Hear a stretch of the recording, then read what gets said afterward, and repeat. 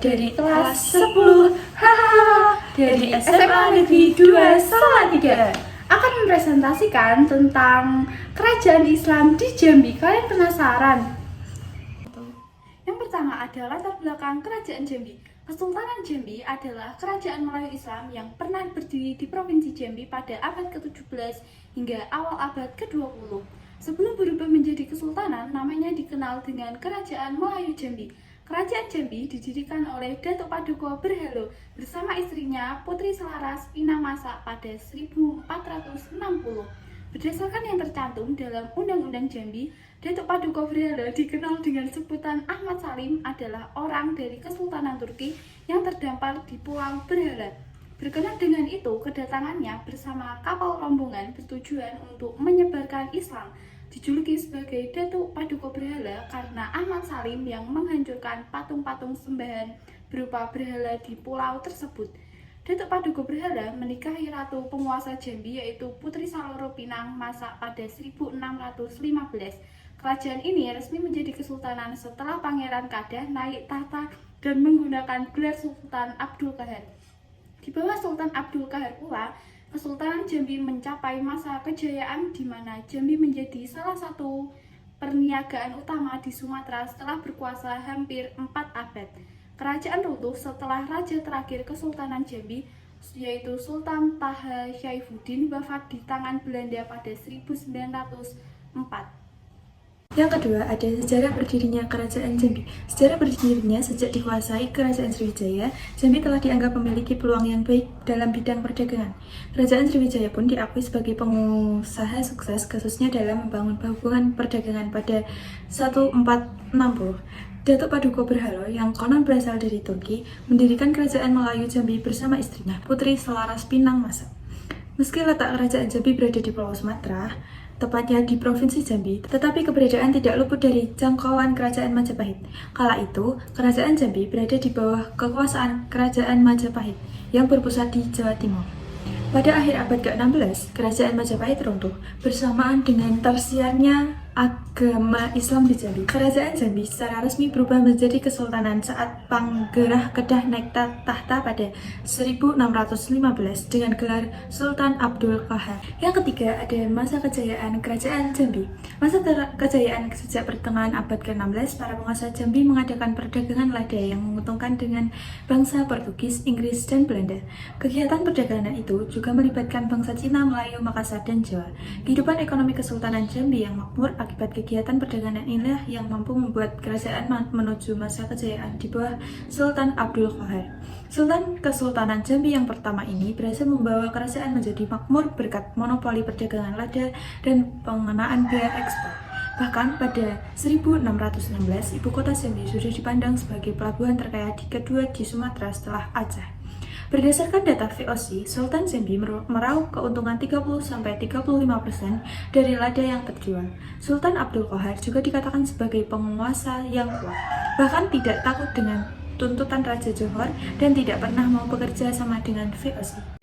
Yang keempat ada Perang Jambi. Yang pertama ada Perang Jambi dan Johor. Selama abad ke-16, Jambi menjadi terkenal berkat lada yang ditanam di dataran tinggi. Pada tahun 1615, Komponi Belanda dan Komponi Inggris mendirikan pangkalan-pangkalan mereka masing-masing di kawasan tersebut.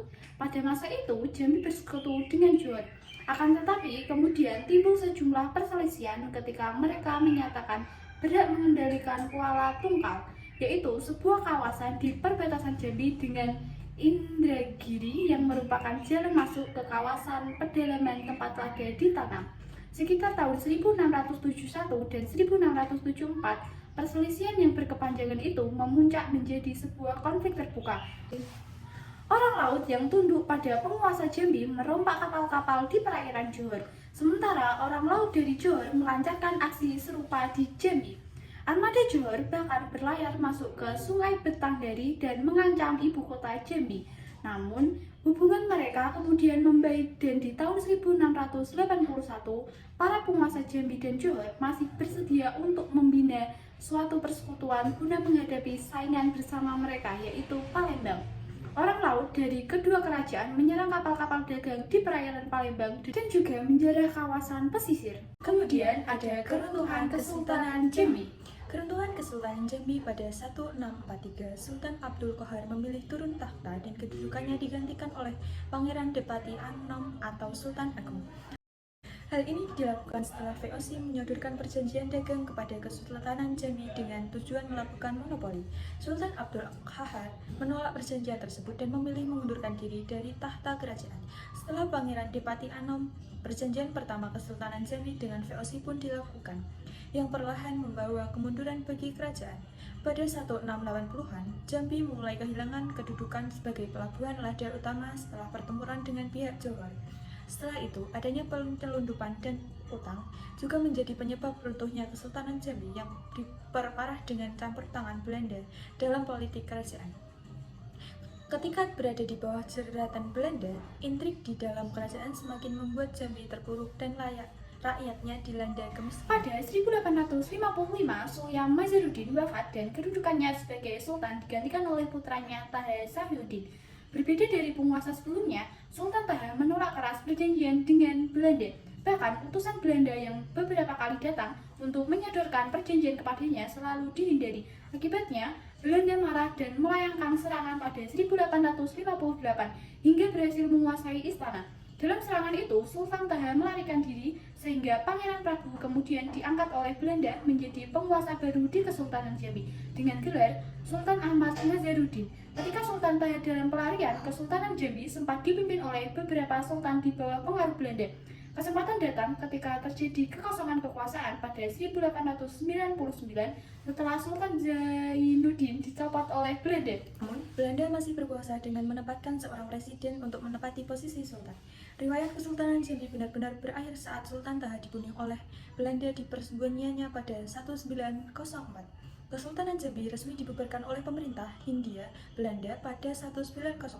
Kemudian pada 2012, Sultan Abdurrahman Toha Saifuddin dinobatkan sebagai penerus Kesultanan Jambi, tetapi hanya sebagai simbol adat dan tidak memiliki kekuatan politik. Peninggalan Kesultanan Jambi, makam Taman Rajo-Rajo, Masjid Agung Al-Falah Jambi, Istana Abdurrahman Toha Saifuddin, Rumah Batu Olak. Kalian tahu nggak sih raja-raja Kesultanan Jambi itu siapa aja? Yang pertama ada Datuk Paduka Berhalo dan Putri Selaras Pinangasa pada tahun 1460 hingga 1480. Yang kedua ada Orang Kayo Pingai pada 1480 hingga 1490. Yang ketiga ada Orang Kayu Kedataran pada tahun 1490 hingga 1500. Yang keempat ada Orang Kayu Hitam pada 1500 hingga 1515. Lalu yang kelima ada Pangeran Hilang Diasir pada 1515 hingga 1540. Yang keenam ada Penambahan Rangas Pandak pada 1540 hingga 1565. Dan yang terakhir ada Penambahan Bawah Sawo yaitu 1565 hingga 1590. Ada peninggalan-peninggalan kerajaan Jambi. Yang pertama ada makam Taman Rajo-Rajo. Yang kedua Masjid Agung Al-Falah Jambi. Yang ketiga Istana Abdul Laham Tahta Saifuddin. Dan yang terakhir ada Rumah Batu Olak Kemang. Sekian presentasi dari kita. Terima kasih sudah nonton dan jangan lupa like. Audio Jungle.